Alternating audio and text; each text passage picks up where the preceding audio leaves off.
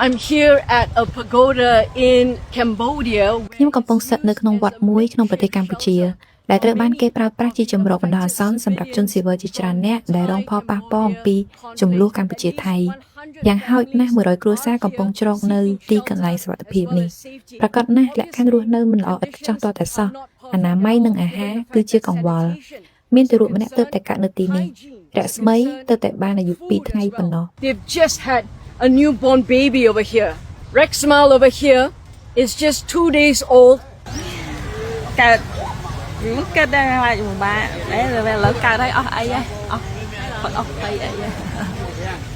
The mother, of course, is extremely worried about sufficient nutrition. ជាការពិតណាស់ម្ដាយរបស់រស្មីមានការព្រួយបារម្ភយ៉ាងខ្លាំងអំពីអាហារូបត្ថម្ភហើយគាត់ក៏បារម្ភថាទារកអាចឆ្លងមេរោគនានានៅពេលរស់នៅហាខ្យល់បែបនេះមានកុមារជាច្រើននៅទីនេះពួកគេមិនអាចទៅសាលារៀនហើយឪពុកម្ដាយជាច្រើនដែលខ្ញុំបាននិយាយជាមួយមានការព្រួយបារម្ភយ៉ាងខ្លាំងពួកគេខ្លាចថាកូនរបស់ពួកគេនឹងមិនអាចរៀនទាន់កម្មវិធីអប់រំ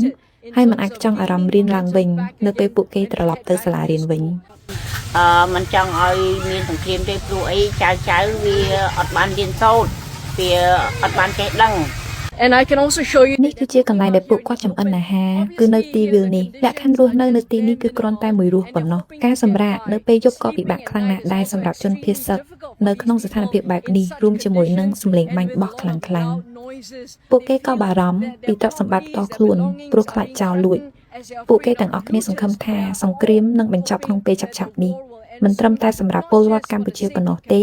ប៉ុន្តែក៏ដើម្បីពលរដ្ឋថៃដែលនៅម្ខាងទៀតនៃព្រំដែនផងដែរ of the border.